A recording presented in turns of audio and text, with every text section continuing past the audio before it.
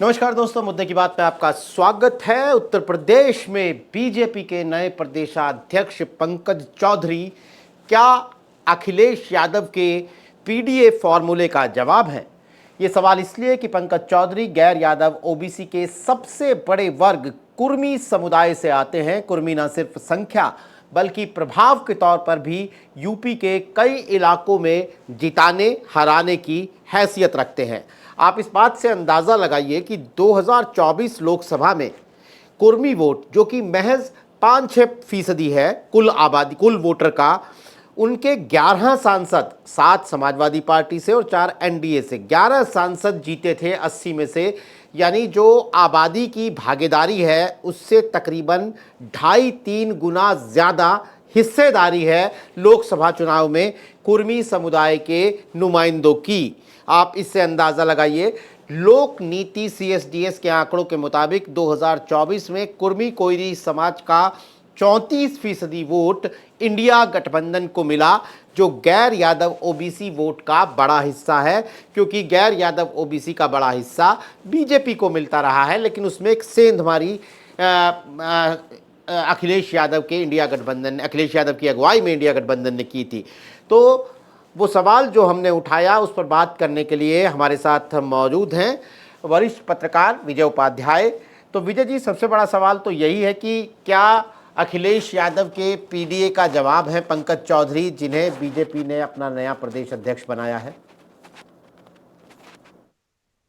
आप बिल्कुल देखिए, ये बहुत ही रोचक है। भारतीय जनता पार्टी ने बहुत ही रिसर्च करके सधे हुए कदमों से 2 फैसले उनके महत्वपूर्ण हैं। एक तो जो बिहार में इनकी सरकार आई, वहां नीतीश कुमार कुर्मी समुदाय से हैं, जिनका यूपी में भी थोड़ा बहुत असर है। दूसरा, उत्तर प्रदेश में वैक्यूम बहुत बड़ा था। कुर्मी राजनीति जो लंबे समय से उसके लिए स्टेट लीडरशिप की पोजीशन खाली थी, 89 में जो काम बेनी प्रसाद वर्मा जी ने जो वैक्यूम भरा था, और उसके बेनी प्रसाद वर्मा जी के बाद, हालांकि बेनी प्रसाद वर्मा जी प्रदेश स्तर के नेता कभी नहीं हो पाए, समाजवादी पार्टी ने बहुत कोशिश की थी, लेकिन चूंकि कुर्मी समुदाय में सेक्टोरियल कैरेक्टर है, वो अलग अलग सेक्टर में अलग अलग तरीके से वोटिंग करते हैं, और एक बड़े नेता की दरकार इस कम्युनिटी को थी कि जो प्रदेश में उनके लीडरशिप संभाल सके।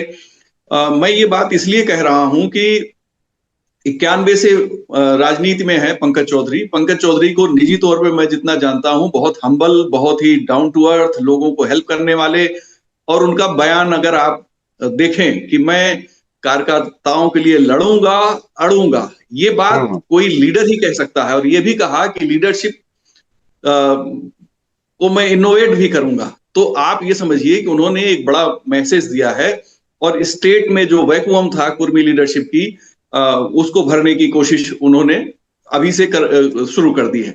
आप देखिए, यादव समुदाय के मजबूत लीडरशिप हमेशा मुलायम सिंह और उनके परिवार के पास रही है। राजभर समुदाय की लीडरशिप भी उनको मिल गई। जाट समुदाय की लीडरशिप उधर चौधरी चरण सिंह के परिवार के पास है, और निषाद कम्युनिटी को भी लीडर मिल गया। लेकिन जो सेकंड लार्जेस्ट ओबीसी कम्युनिटी है, कुर्मवंशी क्षत्रिय, यही इनको कहा जाता है कुर्मवंशी क्षत्रिय। इसलिए कुर्मवंशी, देखिए, यदुवंशी क्षत्रिय, कुर्मवंशी क्षत्रिय, भले ही ओबीसी लिस्ट में है, लेकिन ये कुर्मवंशी क्षत्रिय हैं, और ये अपने को हमेशा से राजनीति में मजबूत करने की कोशिश पिछले दिनों से कर रहे हैं। अब ये जो इनकी मुहिम थी 2022 के विधानसभा चुनाव से शुरू हुई। 2022 के विधानसभा चुनाव में भी कुर्मी समुदाय में एक अभियान चला था। व्हाट्सएप मैसेजेस के जरिए 10-12 ऐसे इंस्टांस उसमें गिनाए गए थे कि भाजपा सरकार ने कहां-कहां कुर्मी नेताओं या अधिकारियों के साथ अन्याय किया है, और वो व्हाट्सएप मैसेज बहुत ज्यादा चला, और उसका असर काफी हुआ। कई जगहों पे बीजेपी को उससे नुकसान हुआ, वोट उनके कम हुए, और उसका ज्यादा इंपैक्ट लोकसभा चुनाव में समझ में आया, जब बीजेपी के ज्यादातर जो उम्मीदवार हैं वो कुर्मियों से हार गए। सिर्फ आप देखिए, जगह ब्राह्मण इन्होंने उतारे थे, अगर मैं गलत नहीं हूं तो 3 मंत्रियों को हरा दिया था सपा के कैंडिडेट्स ने। बिल्कुल ठीक बात है। और अगर आप याद करें तो केवल फर्स्ट फेज में जितिन प्रसाद जीते, बाकी जितने ब्राह्मण प्रत्याशी कुर्मियों के मुकाबले थे, यानी जहां कुर्मी का प्रत्याशी सपा का था, वो जीत गया और इनके प्रत्याशी हार गए, चाहे हरीश द्विवेदी हो, चाहे अंबेडकर नगर से वो पांडे, रितेश पांडे हो, इस तरह से श्रावस्ती हो जहां इनके नृपेंद्र मिश्रा के पुत्र लड़ रहे थे, कई जगहों पे। तो ये जो उभार कुर्मी समुदाय का राजनीतिक उभार आया है, बीजेपी ने उसे ट्रांसलेट करके अब एक स्टेट लीडरशिप सौंपने की कोशिश की है। अब इसका असर बहुत बड़ा हो सकता है उत्तर प्रदेश की राजनीति में। देखिए, जो जिसे मैं कहता हूं कि जो मंडल की राजनीति का सामाजिक न्याय पार्ट 1 था, 2014 से पार्ट 2 शुरू हुआ। अब वो पार्ट 2 में ज्यादा और पुख्ता तरीके से चीजें आगे बढ़ रही हैं। यही बीजेपी है जिसने हुकुम सिंह कमेटी बनाई थी 2001 में, जिसने बाद में राघवेंद्र सिंह कमेटी बनाई कि पिछड़ों के जो वोट हैं, जो पिछड़ों का जो आरक्षण है उसको कैसे डिवाइड करके सभी को समान रूप से वितरित किया जाए ताकि सामाजिक, शैक्षिक, आर्थिक भागीदारी इनकी बढ़ सके। उसमें सबसे ज्यादा अगर सरकारी नौकरियों में कोई बिरादरी जाती है 27% रिजर्वेशन में, तो उसमें कुर्मी समुदाय जाता है। पुलिस महकमे में यादव समुदाय सबसे ज्यादा जाता है, बाकी जातियों को कम मिलता है। इस पे एक रोहिणी कमीशन भी केंद्रीय स्तर पे बना, भारत सरकार ने बनाया था, जिसकी रिपोर्ट राष्ट्रपति को सबमिट हो चुकी है। बहरहाल अब तो जातीय जनगणना भी हो जाएगी। तो उत्तर प्रदेश में करीब 8% कुर्मी है। हो सकता है ज्यादा हो इससे संख्या, क्योंकि इस समय 1931 की जनगणना का जो आधार है उसमें कुर्मी कौन अपने को मानता था, क्योंकि बाद में कटियार हैं, गंगवार हैं, इस तरह की और भी कई जातियां हैं जो कुर्मी समुदाय से ही जुड़ी हुई हैं, कुरमुंशी क्षत्रिय समुदाय से ही जुड़ी हुई हैं। शायद उस समय उन्होंने अपने को कुछ और लिखाया हो, इसलिए उनकी आबादी कम दिख रही है। लेकिन जिस तरीके का रिप्रेजेंटेशन है कि करीब 41 तो इनके एमएलए हैं जो 22 में जीते थे, और 11 इनके मेंबर ऑफ पार्लियामेंट हैं जो 2024 में जीते थे। एक बड़ा बदलाव है। मैं इसे मानता हूं कि ये पूरा 360 डिग्री शिफ्ट होने की स्थिति मुझे दिखाई दे रही है उत्तर प्रदेश की राजनीति में। मिर्जापुर, वाराणसी, चंदौली, भदोई, सोनभद्र, प्रयागराज, कौशाम्बी, प्रतापगढ़, बरेली, फर्रुखाबाद, बाराबंकी, बहराइच, लखीमपुर खीरी, यानी पूर्वांचल से लेकर अवध के कई इलाके और फिर कानपुर, बांदा, उन्नाव, चित्रकूट तक कुर्मी जाति की अच्छी खासी आबादी हमें नजर आती है। विजय जी, कुर्मियों की छत्रप 2022 तक तो अनुप्रिया पटेल ही हम गिनते थे या नजर आती थी। अनुप्रिया पटेल की पार्टी जो है वो बीजेपी के साथ गठबंधन में चुनाव लड़ती है, केंद्र में भी, विधानसभा में भी, और उनकी एक मजबूत अलाई है। अब जब बीजेपी ही कुर्मी वोटर पर फोकस करेगी तो क्या गठबंधन साथी के तौर पर अनुप्रिया पटेल असहज नहीं होंगी? क्या ये उनके लिए ये संदेश नहीं है कि आपके हिस्से का वोट भी हम अपने हिस्से में लाकर एक तरीके से इंडिपेंडेंट होना चाहते हैं? देखिए, कुर्मी पॉलिटिक्स को बीजेपी ने फ्रेंचाइज कर रखा था और अनुप्रिया पटेल 2014 से इसको संभाल रही थी। लेकिन अनुप्रिया पटेल के फैमिली में जो डिस्प्यूट 2022 में शुरू हुआ, जिस तरीके से उनके पति की एक्टिविटी को लेके कुर्मी समाज में सवाल उठे हैं, जिस तरीके से लीडरशिप पे सवाल उठना शुरू हुए, कुर्मी समाज अनुप्रिया पटेल के साथ उस तरह से इंटैक्ट नहीं रहा। और अगर आप देखें हिस्टोरिकली तो अपना दल का जो असर है वो बहुत सीमित इलाके में रहा। वो प्रतापगढ़, इलाहाबाद, वाराणसी, इस टाइप के ही खित्ते में केंद्रित था। लेकिन बाकी इलाकों में देखिए, कुर्मी समाज पीलीभीत से शुरू हो जाता है। आप पश्चिमी उत्तर प्रदेश से जब चलेंगे, दिल्ली से चलिए, तो पीलीभीत में बहुत प्रभावशाली वोटर है कुर्मी समाज, वहां से ही शुरू हो जाता है और फिर ये आगे चलता है, देवरिया तक चला जाता है। लेकिन स्टेट लेवल पे अपना दल की एक्सेप्टेंस कभी नहीं थी और कुर्मी समुदाय का बहुत बड़ा तबका अपना दल को अपनी पार्टी नहीं मानता था या अपना दल के लीडर्स को अपना लीडर नहीं मानता था। अगर ऐसा होता तो लालजी वर्मा अंबेडकर नगर में चुनाव न जीतते, राम प्रसाद चौधरी बस्ती में न जीतते।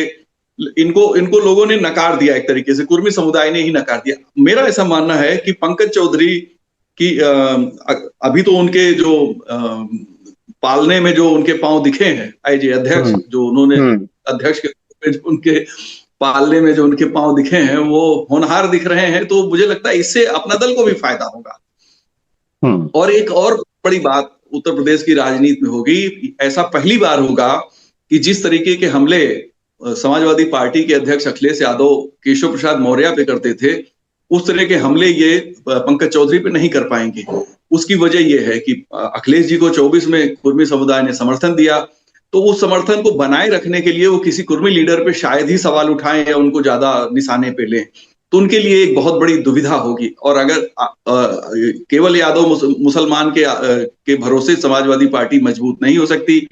जो 41-42% करीब वोट उसने 2024 में हासिल किया था, एक तरीके से 4 जून 2024 को एक तरीके से उत्तर प्रदेश की विधानसभा में उन्होंने अपनी स्ट्रेंथ जाहिर कर दी थी, वो उनके सामने एक अड़चन बनेगी। और शायद पंकज चौधरी हमला तो अखिलेश पे करेंगे, लेकिन जवाब में अखिलेश के लिए बहुत मुश्किल होगा कि वो हमला करें। तो दरअसल पीडीए में जिसे जो टर्मिनोलॉजी पीडीए अखिलेश जी ने रखा और वो बहुत चर्चित हो गया, हालांकि ओबीसी की पॉलिटिक्स प्रो बीजेपी हो चुकी थी 2014 में ही, लेकिन उसमें बदलाव आया। उसका असर सपा की राजनीति पे भी पड़ना तय है।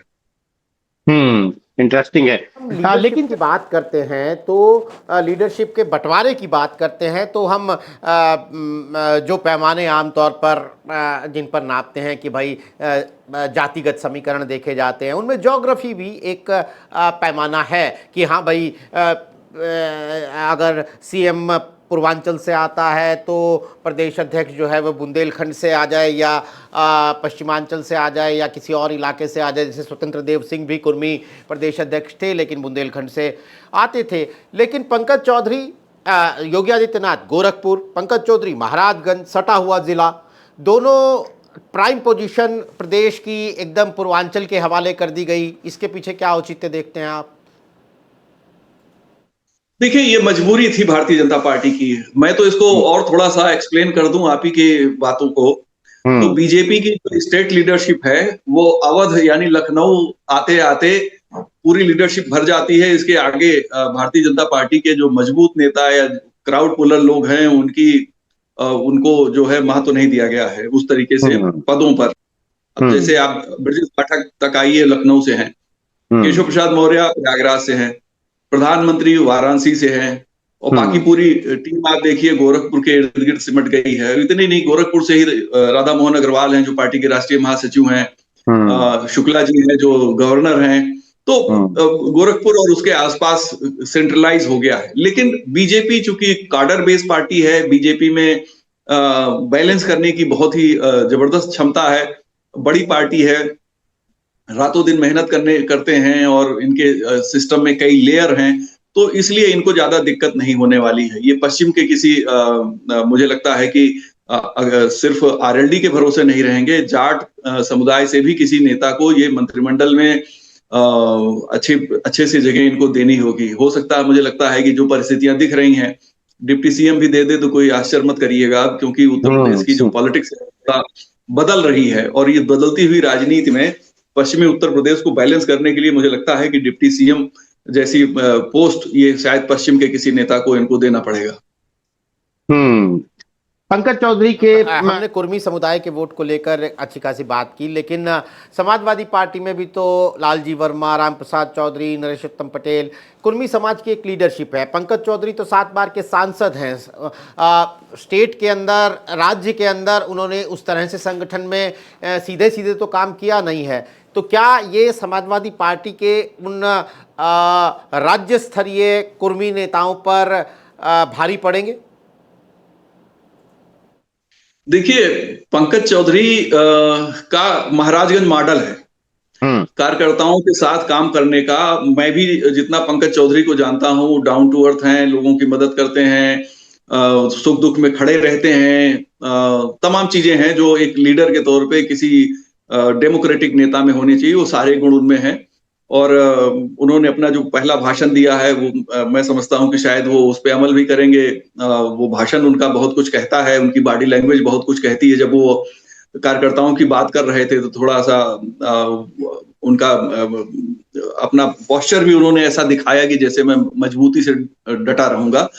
तो उनकी जो भाषा थी और जो देह भाषा थी, दोनों कार्यकर्ताओं के पक्ष में खड़ी नजर आ रही थी। तो जो महाराजगंज मॉडल है उनका, वो शायद पूरे उत्तर प्रदेश में उनके लिए आसान होगा उसको लागू कर पाना या उसको बेहतर तरीके से कर पाना। तो मैं समझता हूं कि ये बात कहीं आड़े नहीं आएगी कि वो प्रदेश में पद पे नहीं रहे। योगी जी भी तो प्रदेश में पद पे कभी नहीं रहे, मुख्यमंत्री सीधे हुए और पूरे प्रदेश में छा गए, देश पे छा गए। तो ये चीजें ऐसी पार्टी के लिए दिक्कत में नहीं होती है जो पार्टी का काडर बेस हो, कार्यकर्ता जिसके हर जगह हो और एक अलग तरीके का अनुशासन जिसमें होता है, वहां ये मुश्किल नहीं आती है। यहाँ तो इनका ऑरा और इनकी इमेज और इनका जो रिजल्ट है वो आगे आगे चलेगा। पंकज चौधरी पीछे पीछे चलेंगे, बाकी इनके बारे में बखान करने वाले, इनके गुण दोष जो आगे जो इनकी एक्टिविटी से दिखाई देंगे वो असर डालेंगे। बिल्कुल। चौधरी के नामांकन से लेकर चुनाव तक जो तस्वीरें देखी, जो खबरें देखी, उनमें ये पहला कि नामांकन में प्रस्तावक योगी आदित्यनाथ थे और चुने जाने के बाद योगी आदित्यनाथ के पैर छुए। लेकिन आपसे सीधे सीधे उत्तर प्रदेश की राजनीति पर आपकी 3 दशक से नज़र है, पंकज चौधरी और योगी आदित्यनाथ के रिश्ते कैसे हैं? देखिए, रिश्तों पे तो बहुत कुछ कहा जाता है, राजनीति में परसेप्शन बहुत महत्वपूर्ण होता है। तो अभी तो परसेप्शन यही बनाया जा रहा है, बल्कि कुछ एक ऐसे लोगों ने भी पंकज चौधरी के किरदार को लेकर टिप्पणी की जिसकी वजह से ये परसेप्शन और ज्यादा बढ़ गया कि योगी जी और पंकज चौधरी में रिश्ते अच्छे नहीं है। लेकिन रिश्ते अच्छे न होने का कोई सबूत नहीं है, रिश्ते अच्छे ही हैं। प्रदेश अध्यक्ष के तौर पे पार्टी हाईकमान भी ऊपर से है और यहाँ योगी जी बहुत लोकप्रिय मुख्यमंत्री हैं, तो दोनों के रिश्ते निश्चित तौर पे अच्छे होंगे। और अगर महाराजगंज जो गोरखपुर में कम अच्छे हैं तो आगे जाके अच्छे होने ही हैं, तो इसका कोई ज्यादा महत्वपूर्ण ये बात नहीं है। लेकिन आप ये देखिए कि अब योगी जी के फ्रंट पे गैलेक्सी कैसी है। कुर्मी बड़ा नेता आ गया, ओम मौर्य समाज का एक नेता बड़ा मजबूत है, ब्रजेश पाठक उनके गैलेक्सी में मौजूद हैं, ओम प्रकाश राजभर मौजूद हैं, उसमें संजय निषाद मौजूद हैं, उसमें आशीष पटेल भी मौजूद हैं। तो जो ओबीसी लीडरशिप है उसका पूरा एक मैं कह सकता हूं कि एक पूरी गैलेक्सी योगी जी के फ्रंट पे एक सेनापति के तौर पे खड़ी है, तो मजबूती तो योगी जी को ही मिल रही है। जैसा आपने उनके भाषण का जिक्र किया, अपने भाषण में उन्होंने सीधे सीधे कहा कि 2027 में हमारे सामने कोई चुनौती नहीं है। अब ठीक है, एक पद संभाला है, एक जिम्मेदारी संभाली है, तो इस तरह के दावे तो होंगे। आप कैसे देखते हैं उनके इस दावे को? आप कैसे आकलन करते हैं इस दावे का? या सीधा कहूं तो आपकी नजर में उनके सामने क्या चुनौतियां हैं? देखिए, चुनौती तो यही है कि भाई कोई भी प्रदेश अध्यक्ष है तो सबसे पहली जरूरत जो उत्तर प्रदेश में है वो यही है कि कार्यकर्ताओं का उत्साह वापस आए। क्योंकि लंबे समय से, अब आप अगर 8 साल 9 साल की सरकार है तो कार्यकर्ताओं की बहुत सी आकांक्षाएं, महत्वाकांक्षाएं हैं जो पूरी हुई, नहीं हुई, अधूरी हैं।